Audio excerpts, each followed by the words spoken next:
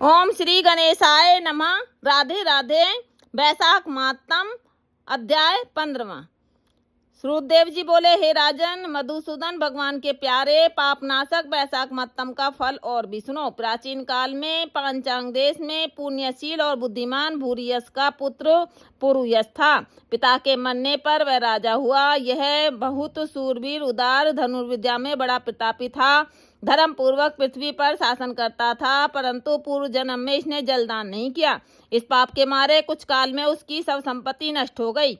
उसे बलहीन जान उसके बैरी अनेक राजा आए और उसे युद्ध में जीत लिया। राजा परास्त होकर सिसिनी रानी और धतरादी गण साथ ले जहाँ का मार्ग कोई नहीं जानता था, ऐसी पहाड़ की कंदरा में घुस गया। वहाँ 53 वर्ष व्यतीत किए। एक दिन अपने सतगुरु को सोचता हुआ अपने गुरु का स्मरण करने लगा। तब याज और पियाज नाम के मुनीश्वर और ज्ञात राजा के समीप आ पहुंचे। राजा उन्हें देख सहसा उठ खड़ा हुआ और भक्ति पूर्वक सिर झुकाकर उनके चरणों में गिर पड़ा।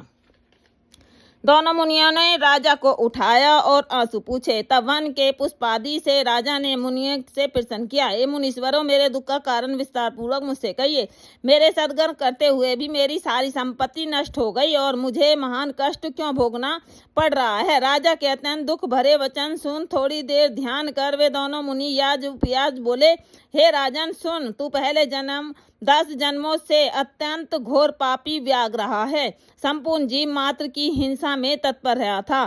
तूने कभी भी विष्णु भगवान का नाम न लिया, न ध्यान किया और न उनको नमस्कार किया। हे राजन, ऐसे करते करते तेरे 9 वर्ष बीत गए। फिर 10वें जन्म में तू सहस्त्रादि पर व्याग का जन्म धारण कर मार के पथिकों को कष्ट देकर गौड़ देश की प्रजा का मांस भक्षण करके समय बिताया करता था। मृग और पक्षियों के छोटे छोटे बच्चों का वध करने के कारण तेरे जन्म में संतान नहीं हुई। तूने विश्वघात किए, इसी से तुझे सहोदर भाई भी नहीं मिले। मार्ग में यात्रियों को घोर कष्ट देने से तेरे मित्र नहीं है। साधुओं को तिरस्कार करने से तुझे शत्रुओं ने पराजित किया। कभी दान नहीं दिया, इस दोष से तेरे घर में दरिद्रता आई। सदा उद्योग कराने से तुझे देश निकाला हुआ। सबका हित करने से तुझे अत्यंत दुख भोगने पड़े। सदा क्रूर कर्म करने से भोजन भी नहीं मिलता है। इन सभी कर्मों के द्वारा इस जन्म में तेरा राज्य छिन गया। अब हम तेरे सतकुल में जन्म लेने का कारण बताते हैं। जब 10वें जन्म में तू गौड़ देश का में था, तब पथिकों को बड़ा कष्ट दिया करता था। एक दिन कंटक में वन में 2 वेश्या और करसन नामक मुनि वहां आए, जिनमें से एक वेश्या को तूने मार डाला और उसका सब धन छीन लिया और दूसरा अपनी जान बचा अपने धन को कहीं लता पत्रों में फेंक गया। और करसन मुनि भी अपनी मृत्यु के डर से धूप में भागे तो तिरसा और धूप से व्याकुल मूर्छित हो गिर पड़े।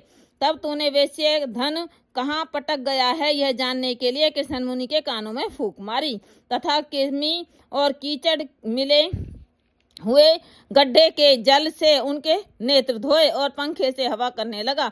तब मुनि ने स्वस्थ चित हो जाने पर तेरे पूछने पर वेश्या का धन पेड़ों में फेंक कर भाग जाने की बात कही। तब तू मुनि को सुखपूर्वक चले जाने को कह गहन वन में चला गया। यद्यपि तूने अपने कार्य सिद्धि के लिए मुनि की रक्षा की थी, तब भी उस पुण्य के प्रभाव से तेरा जन्म महापुण्यवान विशाल राजवंश में हुआ। अब यदि तेरी इच्छा सुख, राज्य, सायुज्य, मुक्ति आदि प्राप्त करने की है तो तू इस माधव नाम के वैशाख मास में अक्षय तृतीया के दिन ब्याई गो ब्राह्मण को दान दे।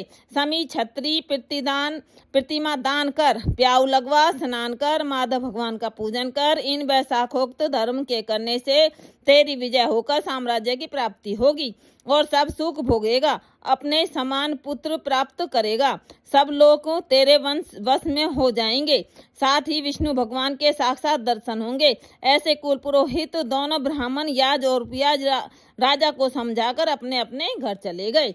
तब राजा ने अपने पुरोहितों की आज्ञा के अनुसार अपनी बची हुई सेना को संग ले अपने संपूर्ण कुटुंब संबंध सहित पांचाल नगरी में प्रवेश किया और वैशाख के सब धर्मों को करने लगा। जब राजाओं ने फिर चढ़ाई कर दी, तब घोर संग्राम कर और उन सबों को जीत उनके राज्य में से 10 अरब घोड़े, 3 कोट हाथी, 1 अरब रथ, 10 सहस्त्र ऊंट, 3 लाख गधे अपनी पुरी में लाया और सब राजा कर देने लगे। मधुसूदन भगवान की कृपा से वह चक्रवीर राजा हुआ और उसके 5 पुत्र बड़े गुणवान, सूरवीर और उदार धृष्टकेतु, धृष्टधुमन, विजय, चित्रकेतु, मयूरध्वज नाम के हुए। संपूर्ण प्रजा अनुराग और विश्वास करने लगी। फिर पांचाल देश का राजा निष्काम चित्त हो मधुसूदन भगवान की पूजा के लिए सभी धर्म करने लगा। जिनसे प्रसन्न हो मधुसूदन भगवान ने अक्षय तृतीया के दिन चारों भुजाओं में शंख चक्र पद्म लिए पीताम्बर धारण किए, वनमाला पहने लक्ष्मी और अनुचरों सहित गरुड़ पर चढ़ साक्षात दर्शन दिया। उनके ऐश्वर्य तेज को देख राजा ने नेत्र बंद कर लिए। फिर उनके दर्शन कर हर्ष के मारे सब देह में रोमांच खड़ा हो गया। नेत्र से आंसू गिरने लगे और अत्यंत भक्ति पूर्वक हाथ जोड़ से झुका स्तुति करने लगा। इति वैशाख महात्म